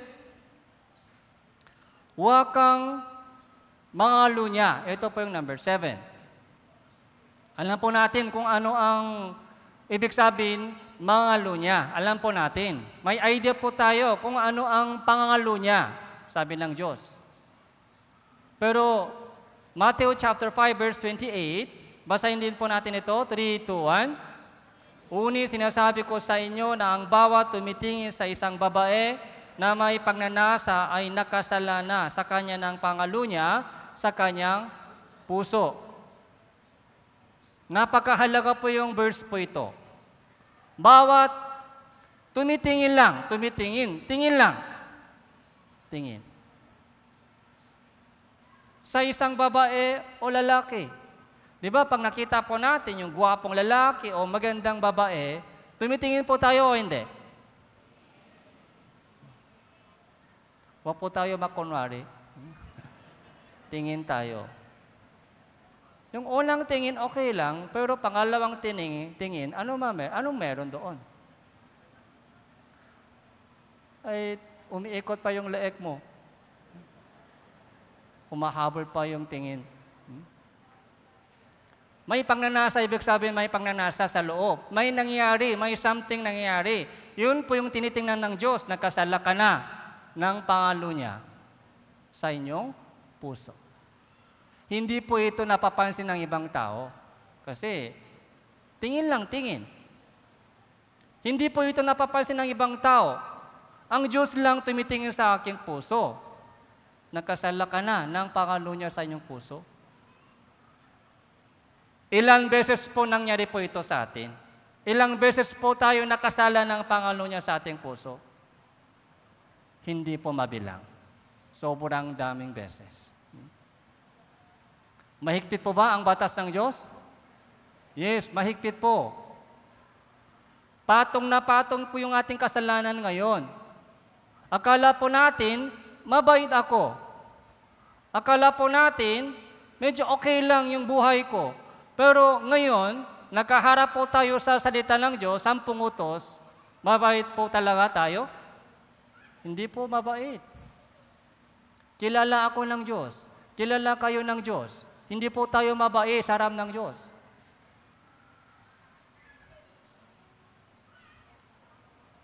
Ganito yung mga nangyari sa ulo.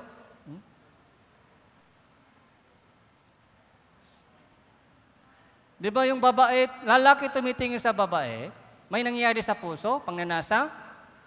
Ganon din yung mga babae, ano bang ulam gusto ninyo? Sige na, pamain na lang. Yung mga adobo, kare-kare, kaldereta, mas ano po yung mga nangyari sa babae? Imagination. Kahit yung mga bata, baby pa, pero meron na sila, ganong mga pangnanasa, meron na. Kahit matanda na po, hindi po mawala. Hindi lumalama po yung pagnanasang ito, bata pa yung puso, bata pa po yung puso. Pagnanasa ay hindi naluluma. Mula nung bata hanggang sa mga senior. Lalaki o babae. Lustful eyes. Okay? Ito po yung findings. Ito po yung findings, resulta ng X-ray sa harapan ng Diyos, ng check-up. Hindi ba nakakahiya? Kung may CCTV po, lahat ng ating buhay ay nakarecord na. Lahat ng ating iniisip, nangyari sa ating puso, ay may recording na lahat. Tapos, i-display po yan doon sa hukuman ng Diyos. Lahat ng mga sekreto kong ginawa, ako lang nakakaalam, dalawa lang nakakaalam, lahat po ng mga lihim na bagay ay i-display doon sa hukuman ng Diyos. Hindi po ba ito nakakahiya? Nakakahiya. Buhay ang Diyos. Buhay ang Diyos. Huwag kang magnanakaw. Sa bulsa ng magulang, okay? Pangungupit. Nang nanakaw sa kanyang ama, sa kanyang ina, nagsasabi hindi ito masama, ay kasamaan ng maninira. Yung lapis ng kaklase ay kinukuha, walang paalam. Sabi daw, hiram lang. Pero, bakit hindi pa binabalik? Kung hiram, dapat ibalik agad. Pero 10 years na, hiram po ba yun? Nakaw po yan pag nanakaw. Kalimutan ko na. Maraming bagay na kalimutan na. Matagal na. Kinuha ko ba yun? Mga chili ng kapitbahay, malunggay ng kapitbahay. Pag kulang yung ulam, kinukuha yung mga malunggay ng kapitbahay, hindi nagpapaalam. Kahit 10 milyon ninakawan. Kahit 1 pirasong chili ninakawan. Pareho po yan sa harap ng Diyos. Kahit 1 daon malunggay, kinuha na hindi nagpapaalam, kasalanan po yun sa harap ng Diyos. Huwag kang mag-imbot. Pag-ibig sa salapi ay ugat ng lahat ng uri ng kasamaan na ang ilang nang nanasa nito na palayo sa pananampalataya, tinukso ang kanilang mga sarili ng maraming kalungkutan.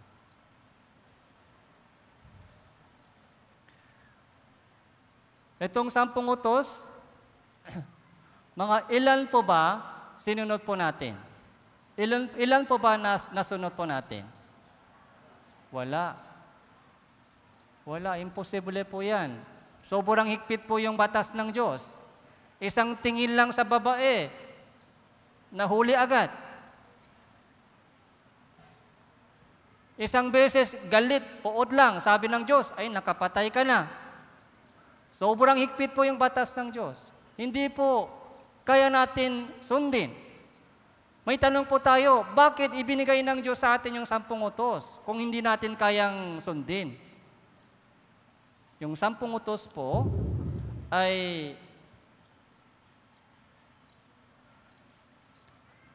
ibinigay ng Diyos sa atin yung 10 utos bilang isang salamin. Salamin. Para makita po natin yung ating sarili. Okay? Yung salamin. Ano po yung trabaho ng salamin? Ano po ang nakikita po natin doon sa salamin? Sarili, di ba? Nakita nyo ba yung salamin, yung kapitbahay? Hindi po yung sarili. Kung may dumi, kung may laway dito, pagkising sa umaga, kung mayroon pang laway dito, o mayroon pang morning star, kung magulo ba yung buhok mo, doon po sa salamin, nakikita yung ating sarili. Pag may dumi po sa mukha, pag may marumi pa, saan po tayo pupunta? Sa hugas, sa tubig. Doon po tayo maghugas. Ganun po yung trabaho ng kautusan ng Diyos. Nung humarap po tayo sa 10 utos, doon po natin nakikita kung gaano kadami yung ating kasalanan. Kung gaano kadaming kasalanan nangyari sa ating puso, kung gaano kadumi yung ating puso, doon po sa harapan ng kautusan, nakikita po natin. Yun po yung layunin kung bakit ibinigay ng Diyos sa atin yung 10 utos.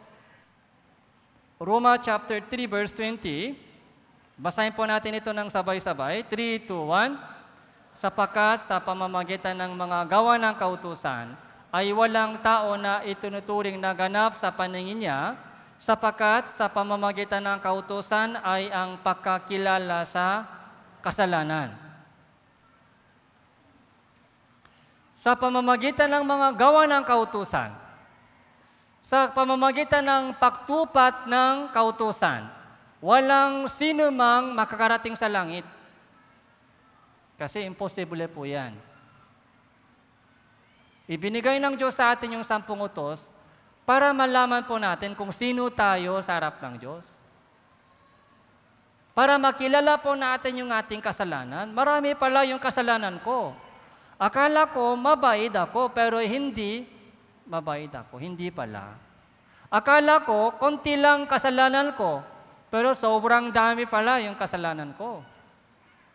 Masama pala ako, masama. Isa akong masamang makasalanan.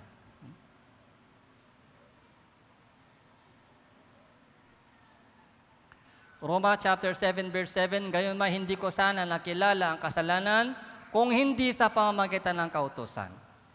Okay. Kaya, ngayon po ay check-up time.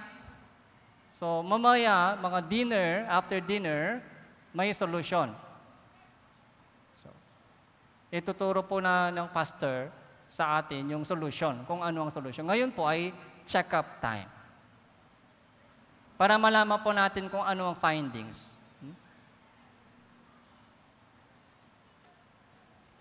Santiago chapter 2 verse 10, basahin po natin ito ng sabay-sabay, 3, 2, 1. Sapagkat sino mang tumutupad ng buong kautusan, subalit lumalabak sa isa, ay nakakasala sa lahat.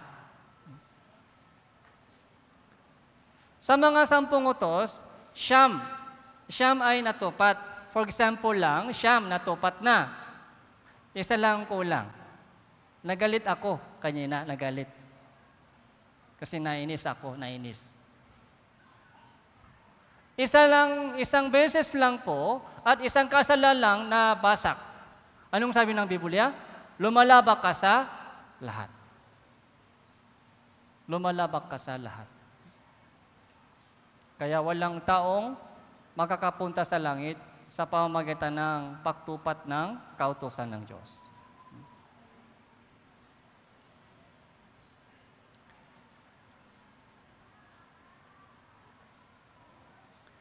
Kaya ganito po yung isang tao, ipinanganak na makasalanan, tapos habang buhay pa, patong na patong yung kasalanan. Kaya nung bata pa, konti lang. Pero pag matanda na, sobrang dami. Yung kasalanan po ay hindi po mawawala. Darating po yung araw na mamamatay tayo. Pag namatay na po isang tao, saan pupunta? Sa impyerno.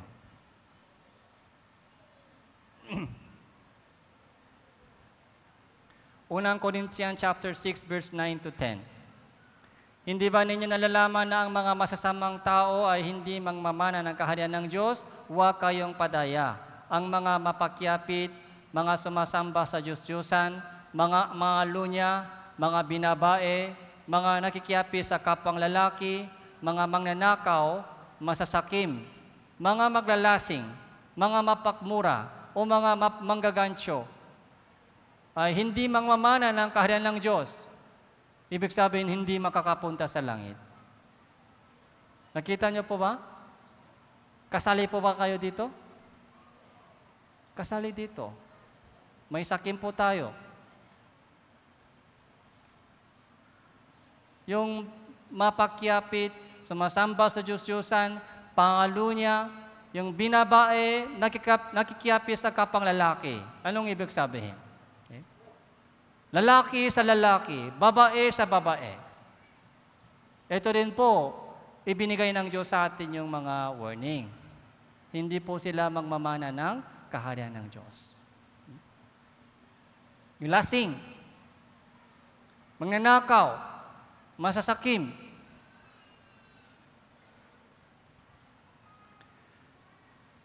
So, tingnan po natin yung mga judgment sa harap ng Diyos.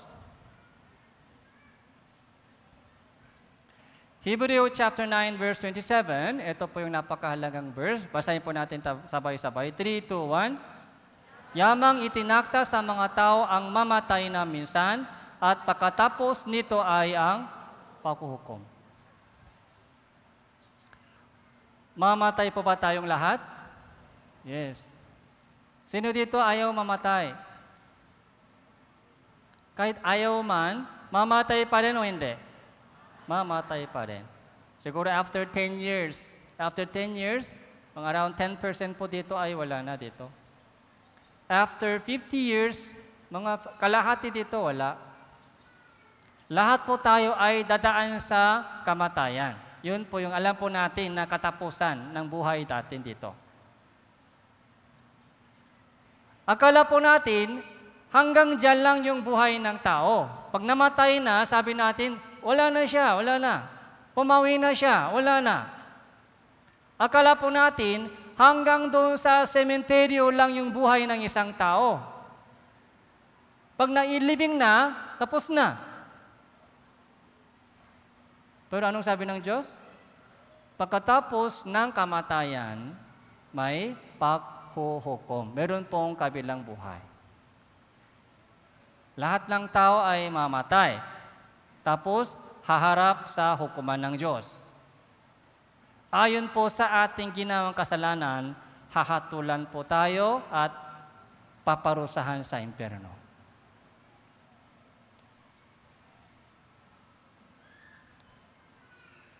Ecclesiastes chapter 12 verse 13 to 14, ito ang wakas ng bagay, lahat ay narinig, matakot ka sa Diyos, sundin mo ang kanyang mga utos, sapagkat ito ang buong katungkulan ng tao, sapagkat dadalhin lang Diyos ang bawat gawa sa paghukom, pati ang bawat lihim na bagay, maging ito'y mabuti o masama.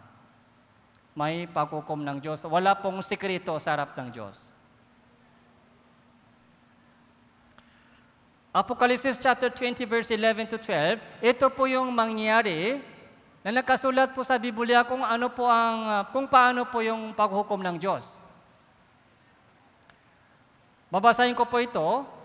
Nakita ko ang isang malaking turunong puti ang nakaupo roon ng lupa, ang langit tumakas sa kanyang harapan at walang natagpuan lugar para sa kanila.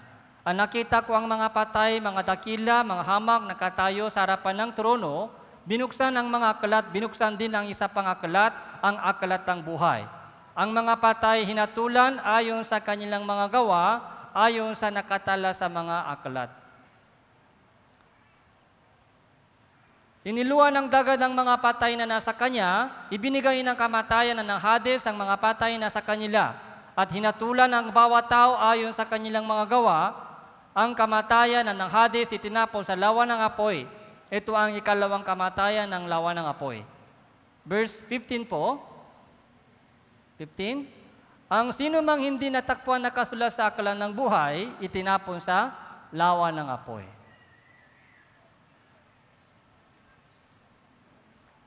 Lawa ng apoy. Ito po yung kapalaran ng isang makasalanan. Ito po yung kapalaran, destiny. Ipinanganak na makasalanan, habang buhay pa tayo, maraming kasalanan nangyari. Pagkatapos ng kamatayan, paghukom at impyerno.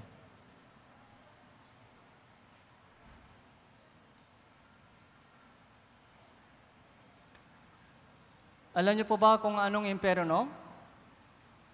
Si Jesus po ay nagbigay ng warning sa atin. Pinakamaraming beses.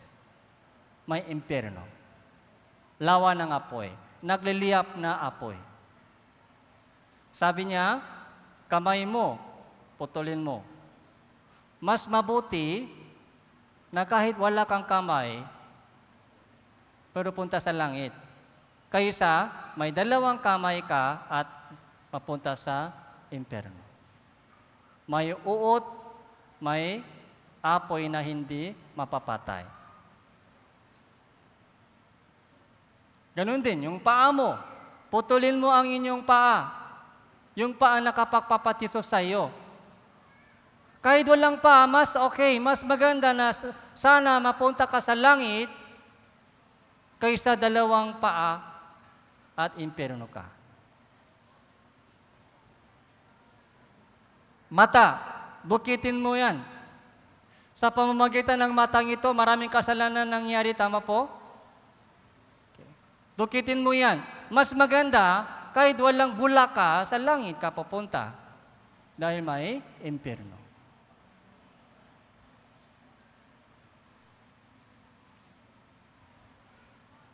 Ganito po yung impyerno. Apoy na hindi namamatay.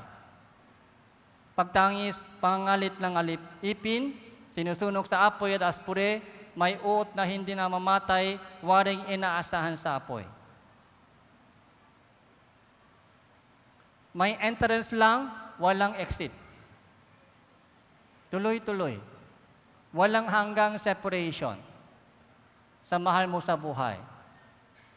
Kanyang-kanyang paghuhukom ng Diyos. Kanyang-kanyang hukom ng Diyos.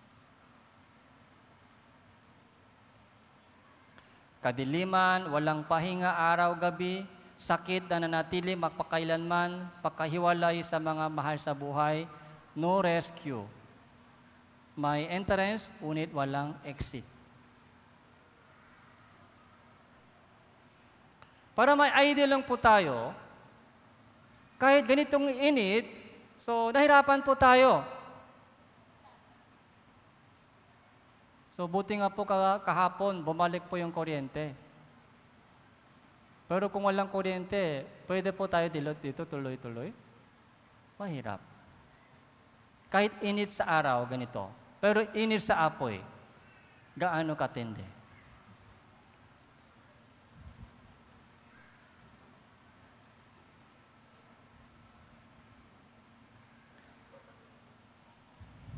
Panoorin po natin isang video clip.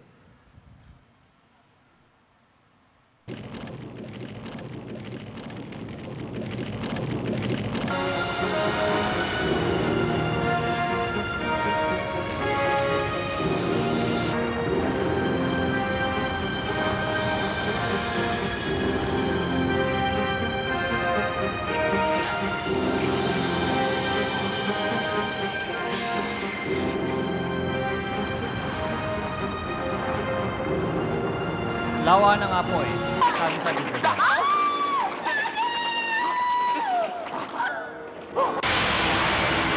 May uot.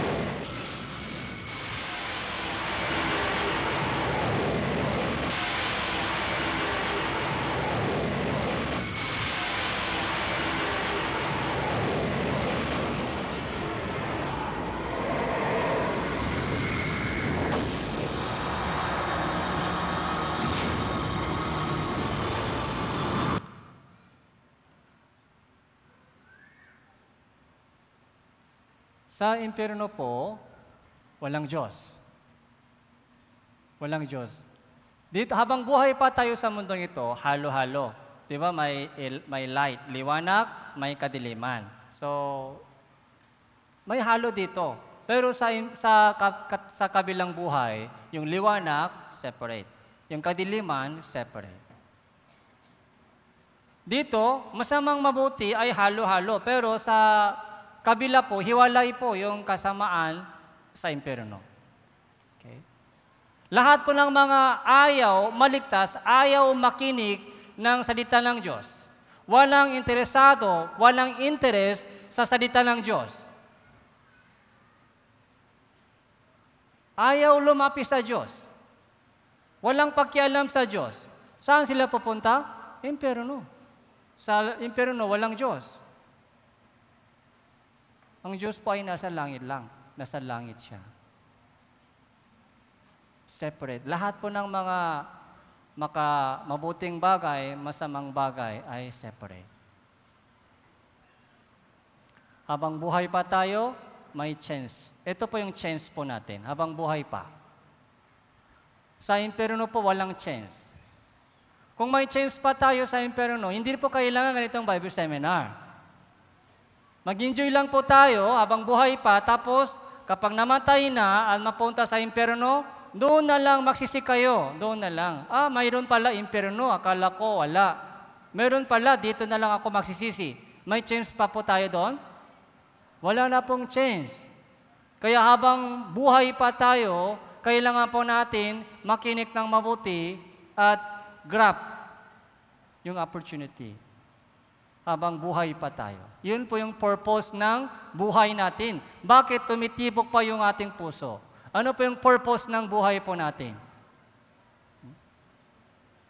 Para enjoy po tayo sa buhay? Hindi po. Bakit tumitibok pa yung ating puso? Para mabuhay. Habang buhay pa tayo, dapat matakpuan po yung katotohanan. Kung paano makapunta ako sa langit. Kung paano bumalik ako sa Diyos.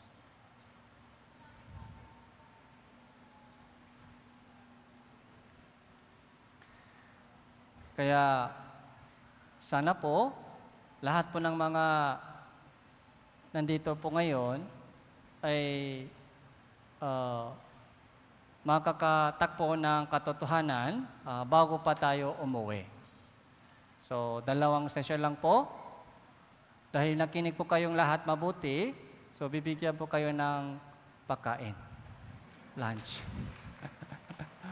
walang antok. Kaya yung mga food ministry, so lahat po ay bigyan po natin. Okay, ready na po yung pagkain kasi gutom na. So hanggang dito lang po. After lunch and counseling po tayo, hanggang bumalik po, makinig po tayo ng mga session, mga gabi.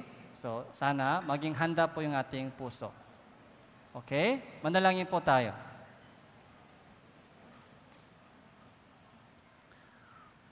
Salamat po, Panginoon, sa itong napakagandang pagkakataon na ipinakaloob niyo po sa aming lahat. Ninanais po ng Diyos na lahat ng tao ay maligtas at makarating sa katotohanan. Maawa po kayo sa lahat ng mga umaaten sa itong Summer Retreat 2024. Nawa lahat po ng mga umaaten dito ay makarating sa tunay na kaligtasan sa pamamagitan ng salita ng Ebanghelyo. Tulungan niyo po sila sa kanilang pagkikinig at paghahanap sa inyo. Ito po yung aming panalangin sa pangalan ng Panginoon Hesus Kristo. Amen. So, maraming salamat po.